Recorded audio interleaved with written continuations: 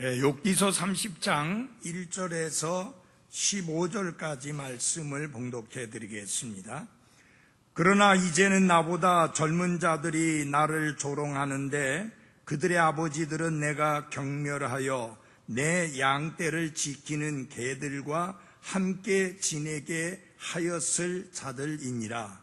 그들에게는 오랜 연륜이 사라졌거늘 참으로 그들의 손의 힘이 내게 무슨 유익을 끼치리요. 그들은 궁핍과 기근으로 처량하게 되어 예전에 황폐하고 피폐한 광야로 도피하였으며 숲을 곁에서 당아욱을 잘라내고 로덴나무 뿌리를 먹을 것으로 삼았느니라.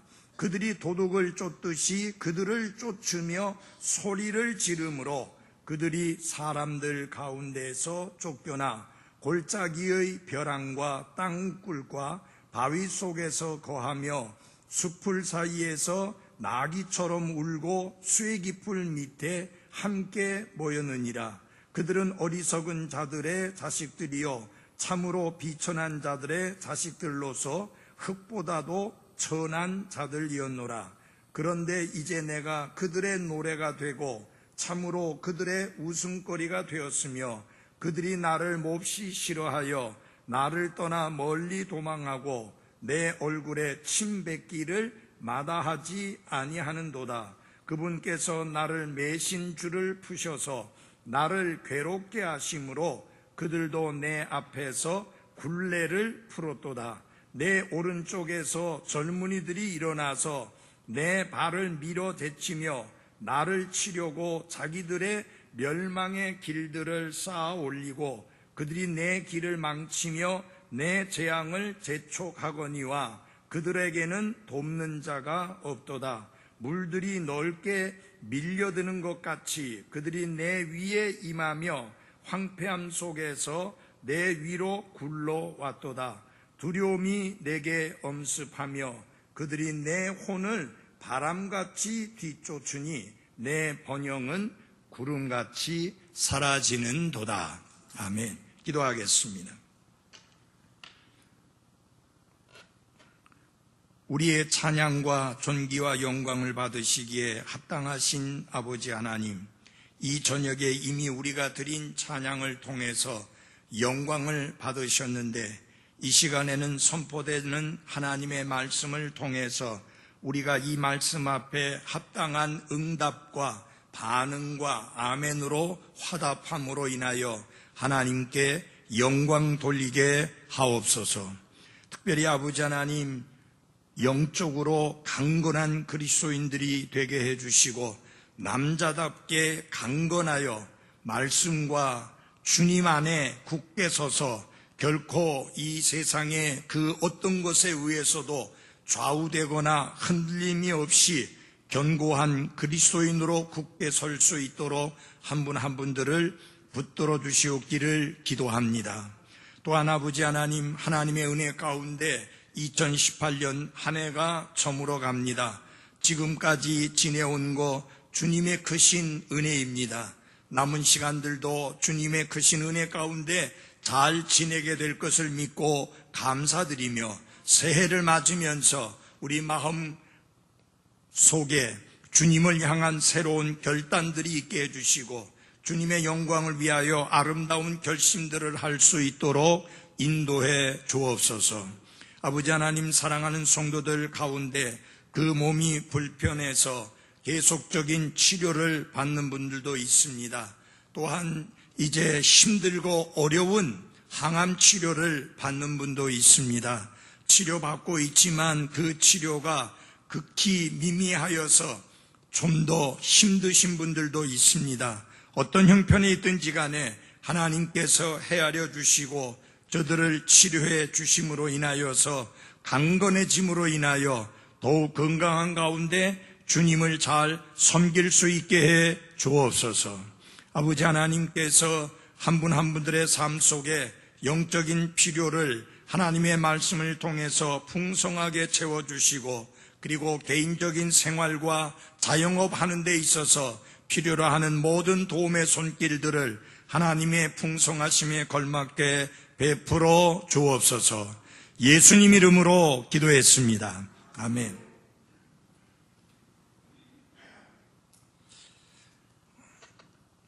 미국의 왕성한 발명가인 토마스 에디슨은 1914년 12월 하룻밤 사이에 모든 것을 잃는 엄청난 비극을 당했습니다.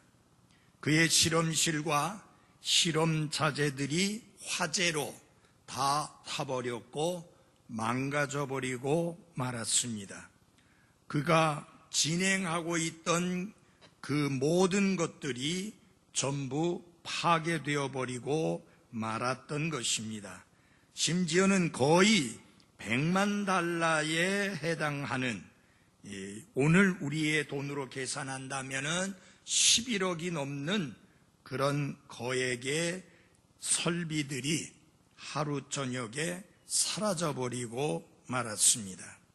에디슨은 평생 일구어온 성과의 대부분에 대한 기록을 또한 잃어버렸습니다. 그 다음날 아침 부서진 희망과 깨진 꿈에 다 타버린 잿더미 주위를 걸어다니던 발명가 에디슨은 이렇게 말을 했습니다. 재앙이 지닌 가치가 있다.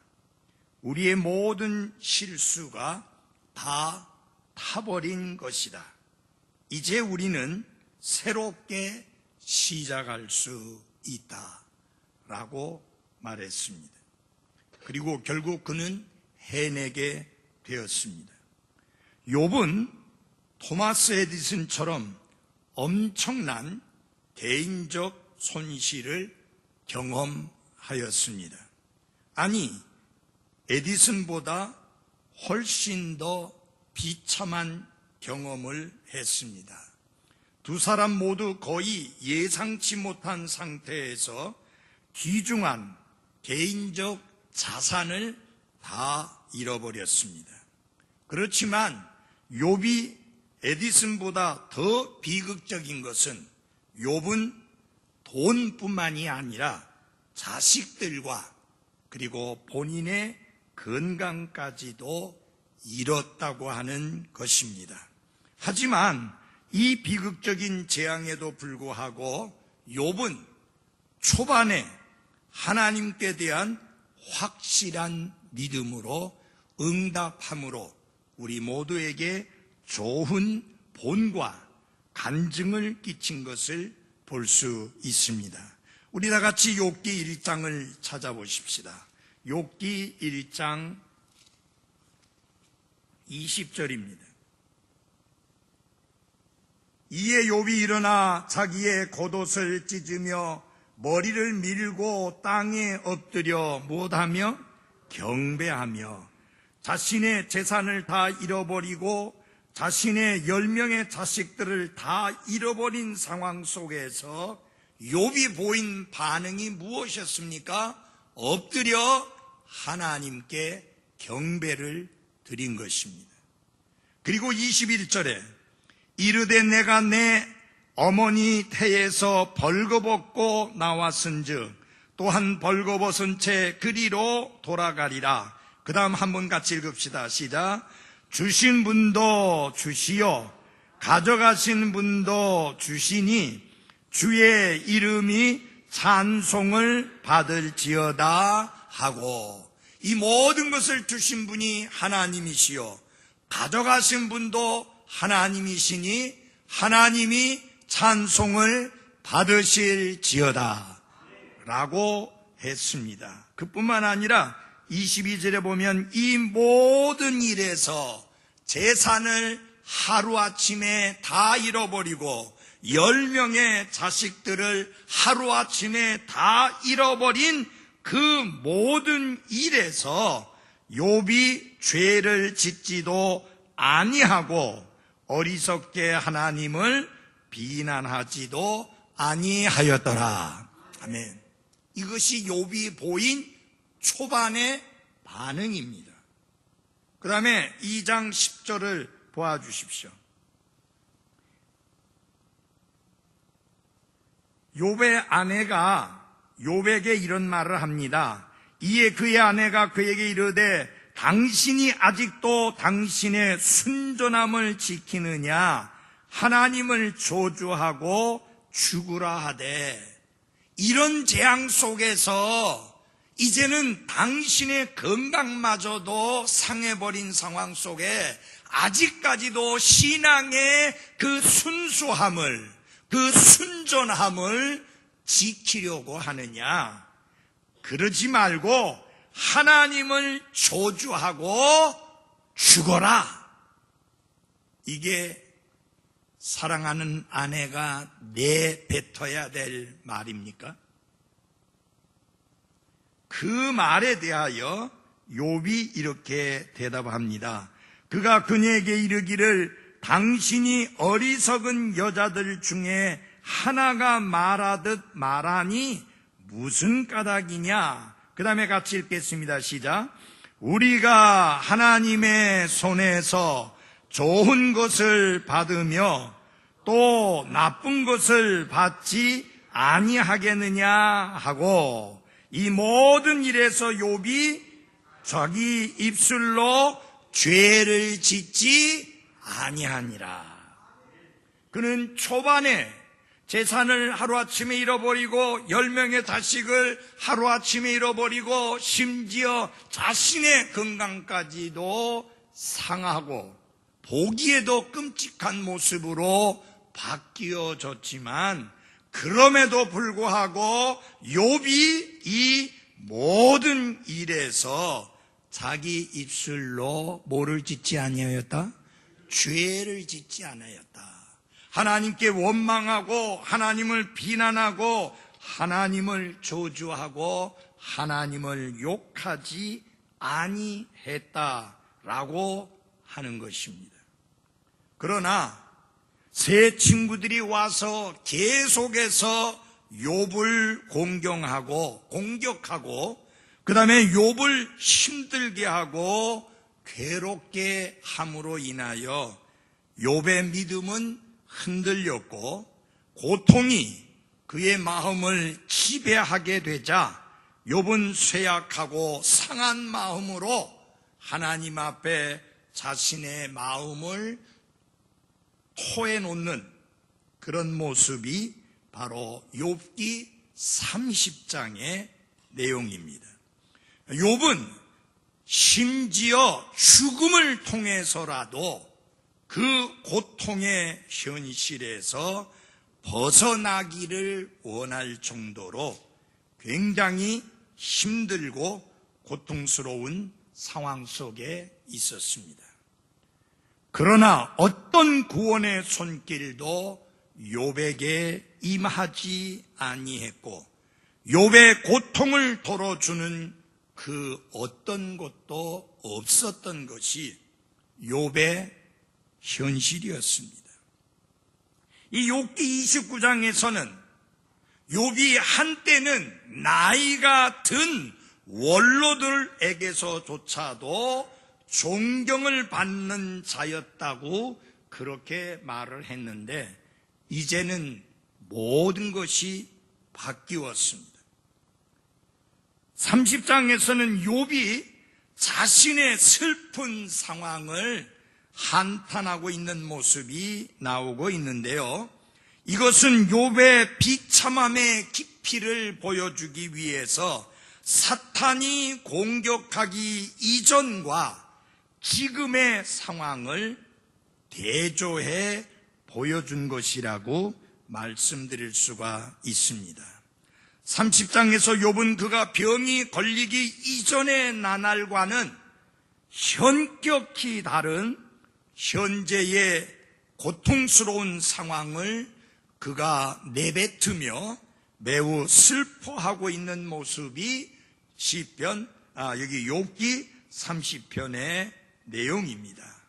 이 30장은 깊이 절망한 욥의 모습에 대하여 자세히 묘사하고 있는 것을 우리가 볼 수 있습니다. 예를 들어서 29장의 어조가 열망과 갈망이었다면, 옛날에 좋았던 날을 되새기면서 다시 그날로 돌아갔으면 하는 갈망과 열망이 강조점이었다면, 30장은 덫에 빠져 있는 현재 상황을 강조하는 것이 이 30장의 특징입니다. 그래서 이렇게 말씀드릴 수 있습니다. 나는 낙원 같았던 과거를 갈망하지만 경험할 수 있는 거라고는 지옥 같은 현실뿐이다. 그것이 욥기 30장의 내용이라고 말씀드릴 수 있습니다. 과거의 기억에서 비롯된 희망과 미래에 대한 희망이 제거되고 현재의 감옥으로 바뀐 상황이 바로 30장의 내용입니다.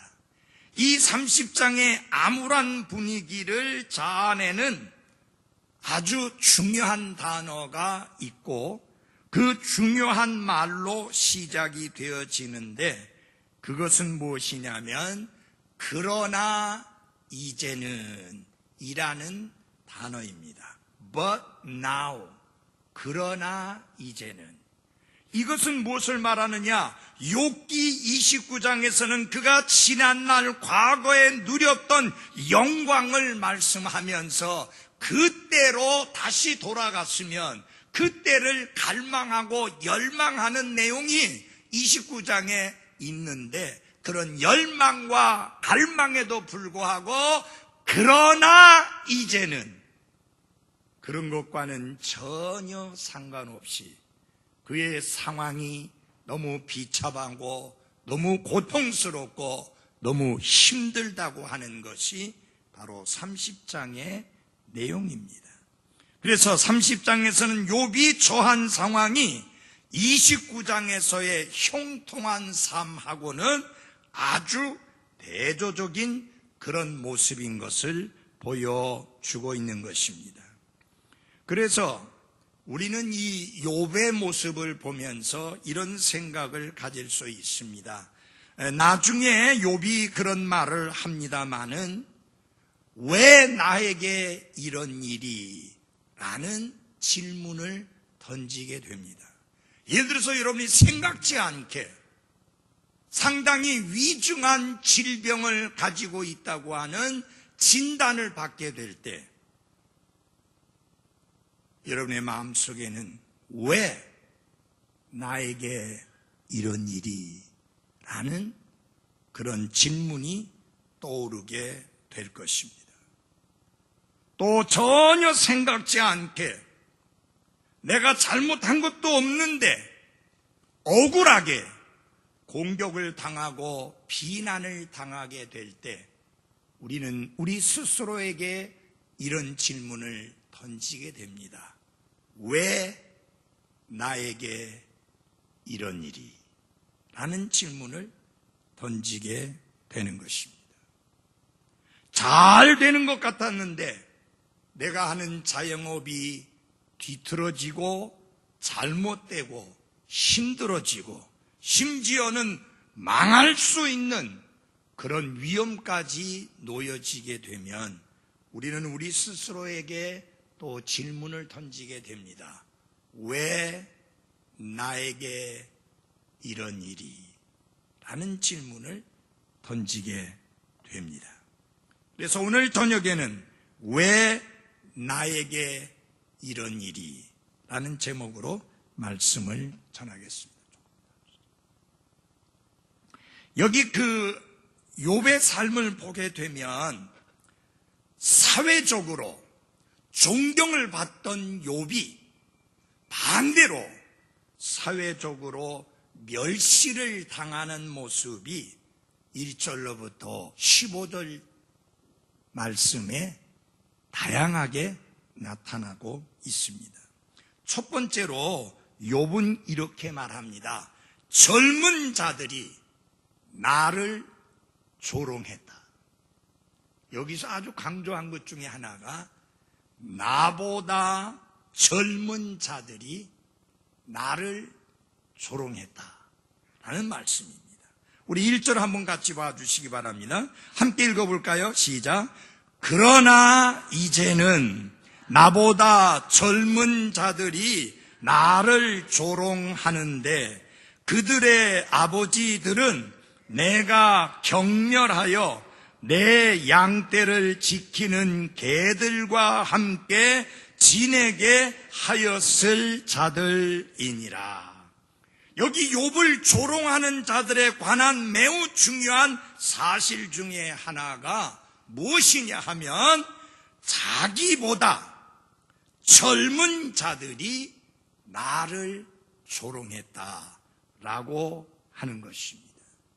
젊은 자들이 욥을 존경하기는커녕 도리어 욥을 조롱했다고 그는 그렇게 토로하고 있습니다.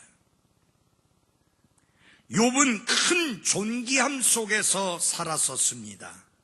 그러나 이제는 조롱을 당하며 이전에 큰 존경을 받았던 만큼이나 지금은 가장 심한 조롱을 당하고 있음을 말하고 있습니다. 이것이 바로 욥에게 닥친 아픔이요 슬픔이요 고통입니다. 여러분이 29장을 보면 아시겠지만 젊은 자들이 욥을 존경하는 표시로서 욥을 보게 될 때에 보고 숨었을 정도로 욥에 대한 존경을 표시했었습니다. 그러나 지금은 젊은 자들이 욥을 조롱하는데 나보다 젊은 자들이 나를 조롱한다 라고 말씀하고 있습니다. 여러분, 젊은 자들은 당연히 어른을 존경하고 공경해야 하며 이것은 올바른 질서입니다. 교회 안에서 젊은 사람들은 교회 안의 어른들을, 교회 안에 나이 드신 분들을 반드시 존경하고 공경하는 태도와 자세를 보여야 하는 게 맞습니다. 이것이 그리스도인의 태도요, 그리스도인의 자세인 것입니다. 그 젊은이들은 욥을 존경하는 의미로서 욥을 보게 될 때 숨을 정도로 존경을 표시했었는데, 그러나 이제는 질서가 뒤집어져서 젊은이들이 오히려 욥을 조롱하고 있다라고 말씀하고 있습니다. 그러면서 자신이 경험한 이 무질서를 여러분과 제가 제대로 이해하고 깨달을 수 있도록 하기 위해서 단순히 나보다 젊은 자들이라고 하는 표현으로만 끝나지 아니하고 이 젊은 자들의 가족과 젊은 자들의 쓸모와 젊은 자들에 대한 평판과 젊은 자들의 됨됨이를 생생하고 오싹하게 묘사하고 있는 것을 우리가 말씀을 통해서 볼 수 있습니다. 한마디로 그들은 아주 천한 자들인데 욥은 그들에게서마저도 조롱을 당하고 있습니다. 여러분, 이거는 욥이 재산을 잃은 것보다, 건강을 잃은 것보다 그의 마음을 훨씬 더 상하게 하고 상처를 안겨주는 그런 상황이었습니다. 먼저 그 가족에 대해서 이야기합니다. 여기 보십시오. 30절 뒷부분에 보면 그들의 아버지들은 내가 경멸하여 내 양떼를 지키는 개들과 함께 지내게 하였을 자들이니라. 개는 양떼를 지키는 개들처럼 쓸모있는 개라도 철저히 멸시받는 오물과 천함의 상징이었던 동물이 바로 개입니다.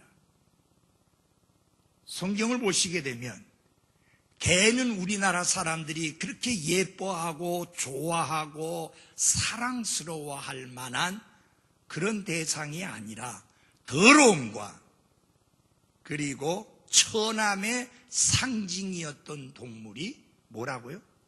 개였습니다. 그래서 골리앗은 다윗이 자신을 존중하지 않는다고 욕을 할 때 뭐라고 말을 했는지 압니까? 내가 개냐? 왜 몽둥이를 들고 나오느냐?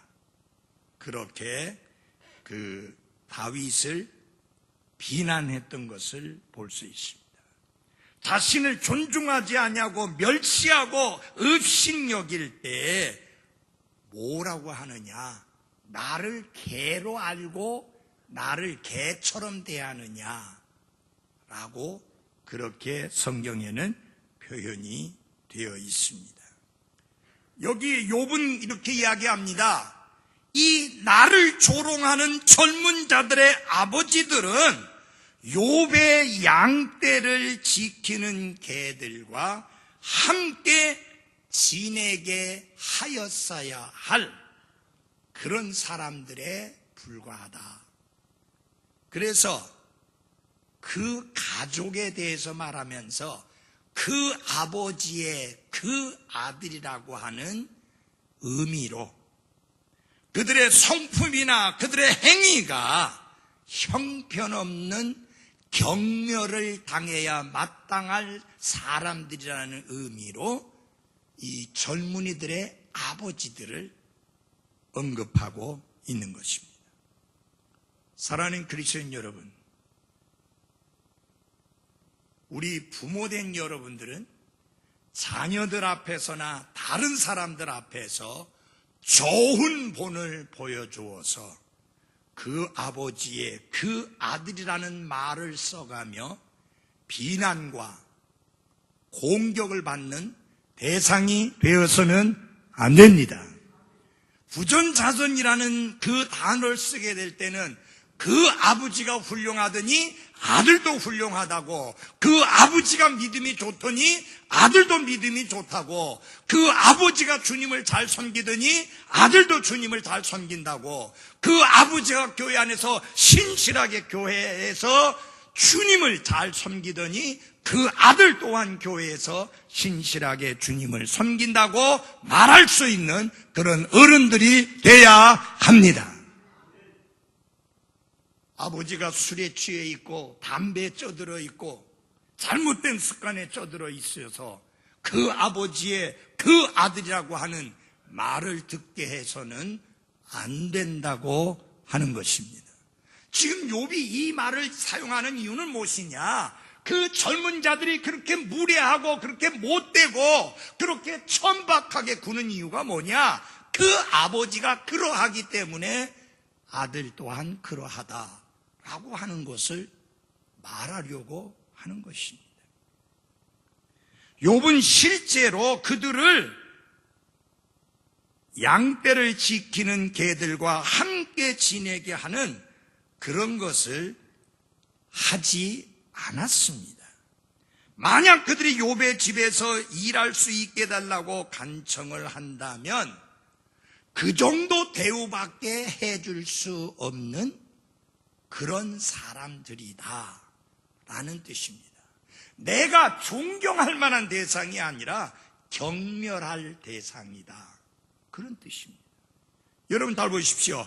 그들의 아버지는 내가 경멸하여 내 양떼를 지키는 개들과 함께 지내게 하였을 자들이다. 실제로 그렇게 했다는 게 아니라 혹시 와서 내게 일자리를 달라고 부탁한다면 당신이 할 일은 그 개들하고 함께 지내는 그겁니다 라고 밖에 할 수 없는 그런 수준의 사람이다. 여러분, 여기에서 우리 부모의 책임이 막중함을 보게 됩니다. 아버지만 그런 것이 아니라 어머니 또한 마찬가지입니다. 어머니들이 믿음과 생활에 있어서 자녀들에게 좋은 본이 되어야 합니다. 어머니가 교회를 중히 여겨야 자녀들이 교회를 중히 여기고, 어머니가 삶 속에서 하나님의 말씀을 절대적인 권위로 인정하고 받아들여야 자녀들 또한 하나님의 말씀을 절대적인 권위로 받아들이고 인정하게 되는 것입니다. 그래서 부모가 보이는 모습 굉장히 중요합니다. 여러분, 욥은 상당히 예의 바르고 점잖하고 훌륭한 인격의 사람입니다. 그런 사람에게 경멸의 대상이 되는 그 정도의 사람이었다면 그들이 얼마나 형편없는 종류의 사람이냐 하는 것을 보여주는 겁니다. 여러분, 술주정뱅이에게 경멸을 받는 대상이라면 그 별 신경 쓸 필요 없어요. 지저분하게 사는 사람에게 경멸을 받는 대상이라면 그건 뭐 그렇게 신경 쓸 필요가 없어요. 그러나 거룩하고 깨끗하게 살면 인격적으로 본이 되고 훌륭한 본을 보이는 삶을 사는 훌륭한 인격의 사람에게서 경멸의 대상이 된다면 그는 솔직히 말해서 정말로 별 볼 일 없는 경멸받아야 마땅할 사람이다. 여기 욥은 그 젊은이들과 함께 아버지를 거론하면서 결국은 그 아버지나 그 자식이 같이 부전다전이다, 그렇게 말하고 있는 것입니다. 둘째로 그들의 쓸모와 관련해서 usefulness, 그들의 쓸모와 관련해서 뭐라고 말하느냐, 한마디로 말하면 전혀 쓸모없는 자들이다. useless, 쓸모없는 사람들이다 라고, 자들이라고 이렇게 말합니다. 2절부터 4절을 같이 봐주십시오. 그들에게는 오랜 연륜이 사라졌거늘 참으로 그들의 손의 힘이 내게 무슨 유익을 끼치리요. 그들은 궁핍과 기근으로 처량하게 되어 예전에 황폐하고 피폐한 광야로 도피하였으며 숲을 곁에서 당아옥을 잘라내고 로덴나무 뿌리를 먹을 것으로 삼았느니라.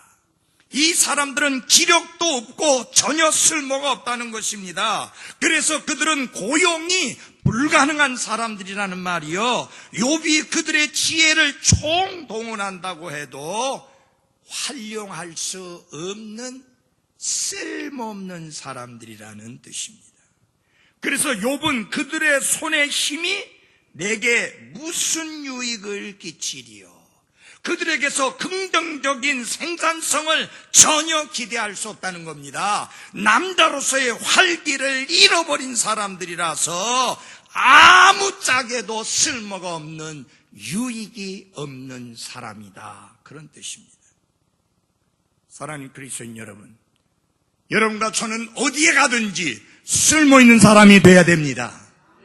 직장에 가면은 꼭 직장에서 꼭 필요로 하는 쓸모있는 사람이 돼야 되고, 교회 안에서도 꼭 필요로 하는 쓸모있는 그리스도인들이 돼야 합니다. 여러분, 성경을 보시게 되면 하나님께서 불러서 쓰신 사람들마다 별 볼 일 없는 사람들이 아니라 적어도 자신이 하는 일에서 최선을 다했고 인정받는 사람들이었다는 사실을 잊어서는 안 됩니다. 여러분, 하나님께서 엘리야를 대신해서 엘리사를 부르셨을 때 엘리사가 놀고 먹고 자고 뒹굴고 있을 때 불렀습니까? 아니요. 그가 여러 마리들의 소를 거느리면서 힘있게 철저히 최선을 다해서 농사를 짓고 있을 때 하나님께서 불러서 그를 대언자로 삼아 주셨습니다. 무슨 말이냐? 쓸모있는 사람이었을 때 하나님이 부르셨다 하는 것입니다. 아이고, 직장 생활하려니 답답하고 사업하려니 돈은 없고 목회나 해볼까? 여러분, 목회는 그런 게 아니에요. 선교사나 나가볼까? 선교사는 그렇게 해서 되는 게 아닙니다. 여러분이 성경을 창세기서부터 요한계시록까지 자세히 읽어보시면 하나님이 부르신 사람들마다 비록 그들이 많이 배운 사람은 아니고 사회적 신분이 대단히 뛰어난 사람도 아니었지만은 하나님이 부르신 사람들마다 그 특징이 뭐냐? 쓸모있는 사람이었다 하는 것입니다.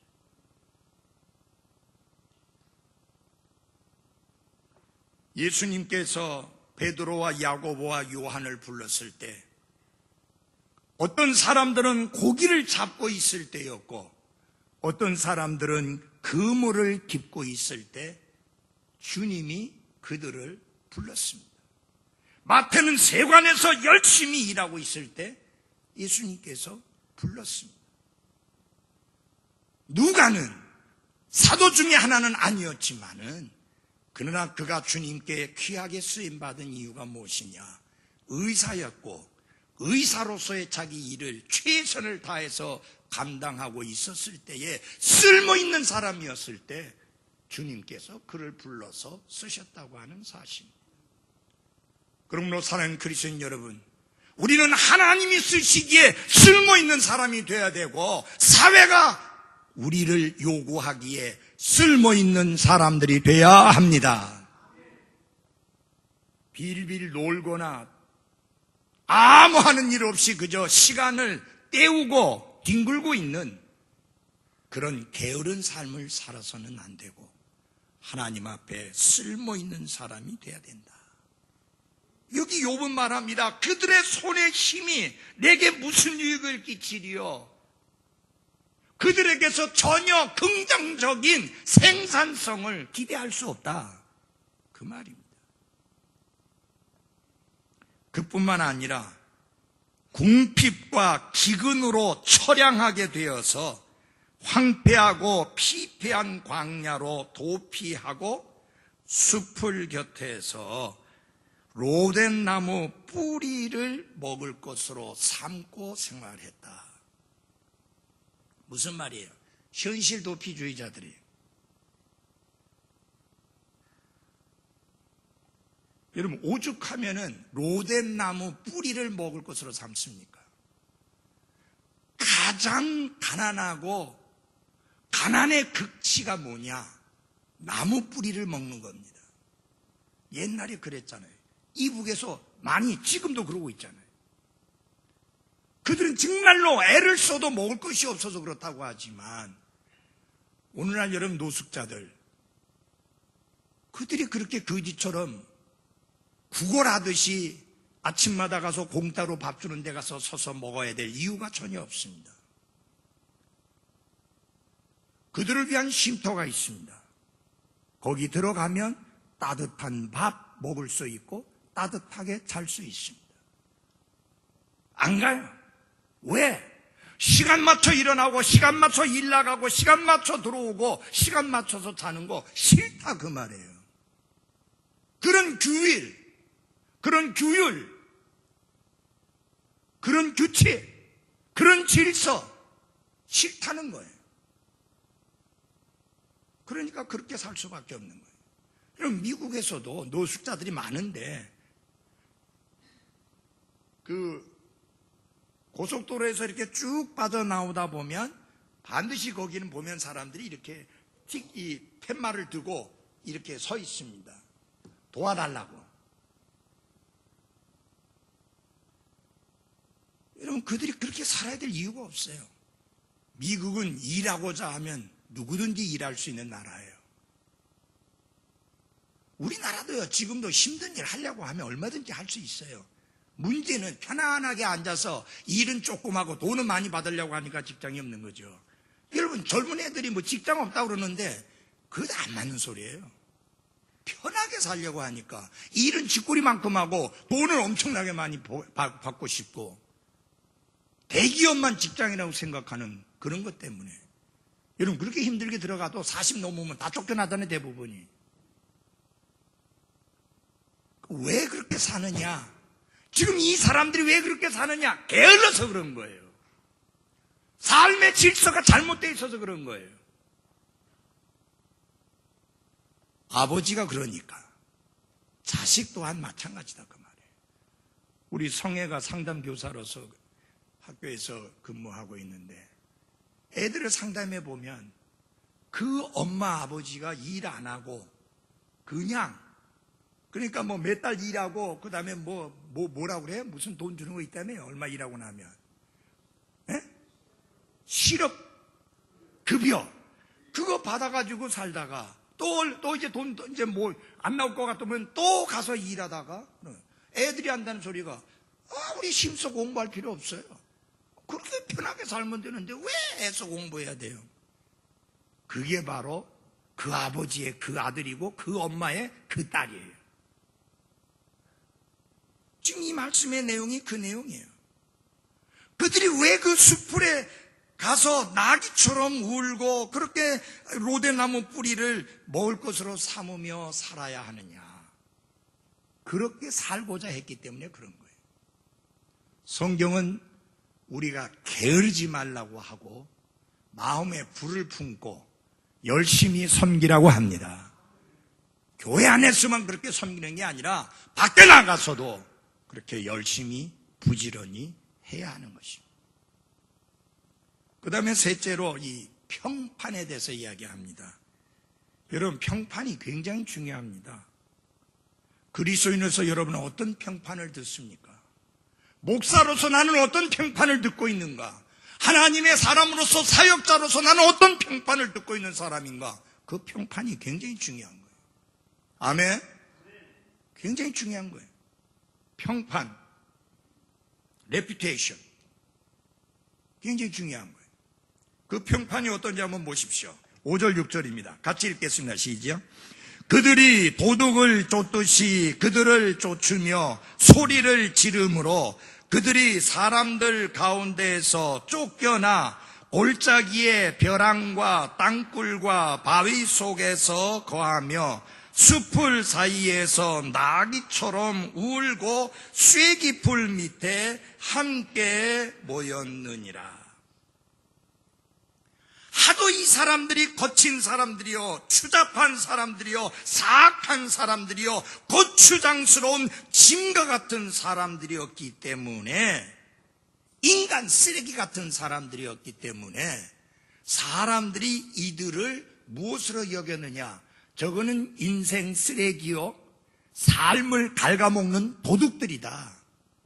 그래서 그들을 도둑을 쫓듯이 쫓으며 소리 질렀다. 도둑 잡아라! 하고 소리 질른 거예요. 그러니까 그들이 사람들 가운데서 어떻게 됐어요? 쫓겨났다니. 평판이 안 좋은 겁니다. 여러분, 같이 사는데 왜 도둑이라는 평판을 듣습니까? 사람들 사이에서 사는데 왜 좋은 평판을 못 듣고 도둑이라는 평판을 듣고 저 사람들에게서 쫓겨나고 그래서 쫓겨 도망을 쳐야 합니까? 그리고 아무도 없는 산골에서 숲풀 사이에서 들나귀처럼 울어대며 그런 같은 부류의 사람끼리 모여 살아야 하느냐? 여러분, 단 한 번 주어진 기회의 삶을 여러분과 제가 삽니다. 사람은 평판이 중요합니다. 그러니까 뭐를 중요하게 여겨요? 지금 정치하는 사람들이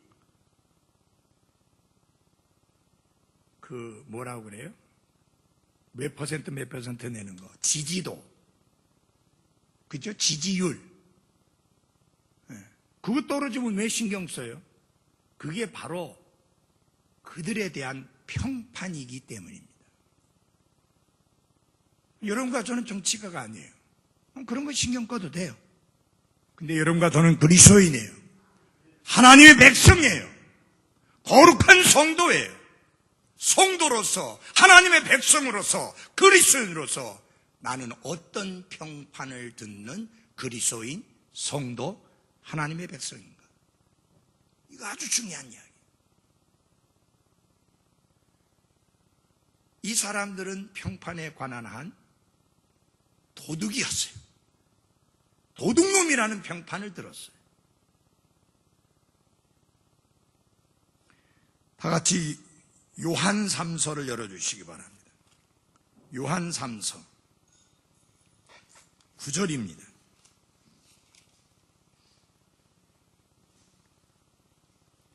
이들은 공공의 이익을 위해 추방되고 사람들에게서 쫓겨났습니다. 그들은 마치 도둑이라도 된 것처럼 사람들에게 쫓겨났고 사람들은 소리를 질러 그들을 쫓아냈습니다. 왜? 평판이 좋지 않았기 때문입니다. 곁에 있으면 안 될 사람이라는 평판 때문입니다. 네. 요한 3서 9절과 12절인데요. 9절 같이 읽어보겠습니다. 시작. 내가 교회에 썼으나 그들 가운데 으뜸이 되기를 좋아하는 디오드레베가 우리를 받아들이지 아니하니. 뭐라고 그래요? 드레베. 디오드레베라는 사람이 있는데 이 사람에 대한 평판이 어떤 평판이었느냐? 교회 안에서 항상 으뜸이 되고자 하는 사람이다. 그러니까 이 사람은 어떤 사람이냐? 예를 들어서 목사님에게나 혹은 교회 앞에 어떤 것을 제안했는데 목사님이나 교회가 안 받아들였다. 그러면 문제 일으키는 사람이에요. 뒤집어 엎는 사람이에요. 왜? 자기가 으뜸이 돼야 된다고 생각하니까. 여러분, 교회 안에는 으뜸이 되고자 하는 사람 필요 없어요. 으뜸이 돼야 되실 분은 오직 예수 그리스도 한 분뿐이십니다. 그분만이 모든 이름들 위에 뛰어나신 이름을 가지신 유일한 분이십니다. 저나 여러분이나 집사나 그 누구도 우리 가운데 으뜸이 돼야 할 사람은 없습니다. 예수님만이 우리의 모임에, 우리 교회에 으뜸이 되셔야만 합니다. 근데 여기 보면은 이 교회 안에 으뜸이 되기를 좋아하는 자가 있었다. 그래가지고 하나님의 사람이 와도 받아들이지 않았고, 하나님의 사람이 와도 대접하지 않았고, 하나님의 사람들이 와도 그들에게 잘 대하지 않았다는 것입니다. 여기 보십시오.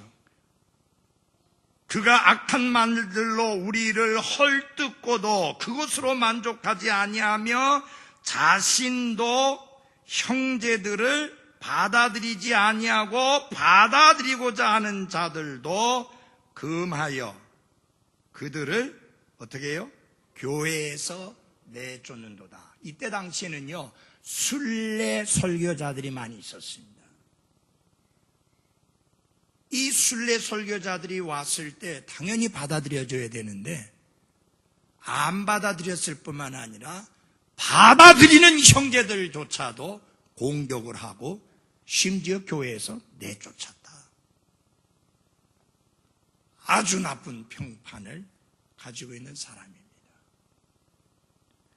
이런 사람 말고요,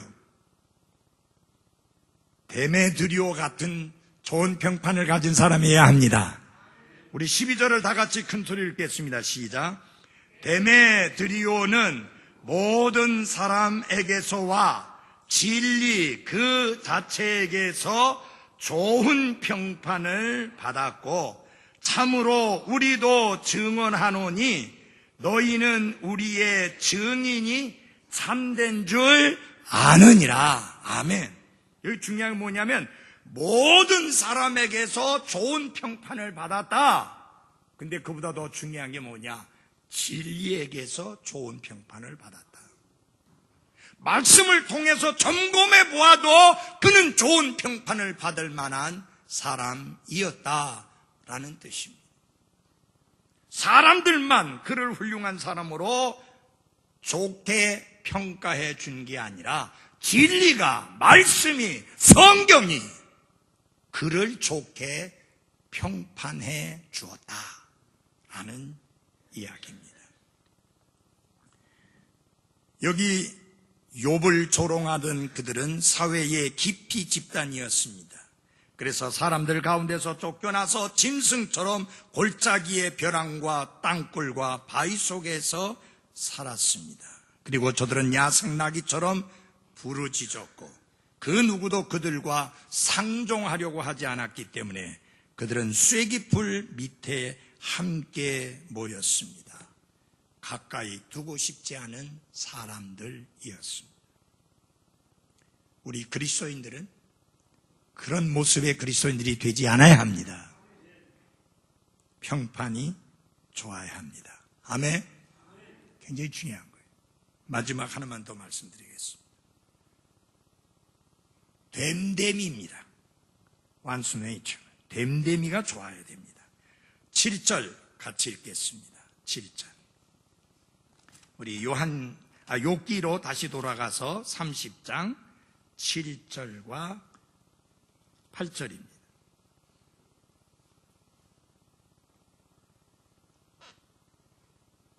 8절 읽겠습니다. 8절 같이 읽겠습니다. 시작. 그들은 어리석은 자들의 자식들이요 참으로 비천한 자들의 자식들로서 흙보다도 천한 자들이었노라. 그들은 다른 사람들로부터 존경받을 만한 그 어떤 것도 갖고 있지 않은 것은 물론이고 그들 자체는 됨됨이가 어리석은 자들의 자식이요 비천한 자들의 자식들로서 흙보다도 천한 자들이었다라고 하는 것입니다. 여러분, 욥이 왜 내게 이런 일이 라고 하나님 앞에 토해내놓을 만큼 참 마음이 상했느냐. 이런 형편없는 자들로부터 조롱을 당했기 때문입니다. 훌륭한 사람들로부터 조롱을 당한 게 아닙니다. 이렇게 비천한 자들 중에 가장 천한 자들이 욥을 조롱하고 있다니 이 얼마나 황당한 일입니까? 그래서 욥은 더 자기 자신이 비천하게 느껴지게 됐던 것입니다. 사랑하는 그리스도인 여러분, 여러분과 제가 이 땅 위에서 삶을 살아가면서 주님을 섬기는 동안 우리는 생각지 않게 엉뚱한 사람들로부터, 잘못된 사람들로부터 비난과 공격과 조롱을 받을 수 있습니다. 그때 우리 생각 속에 이런 생각이 들지요. 왜 나에게 이런 일이? 그때 이것을 기억하십시오. 예수님은 죄가 없는 분이셨지만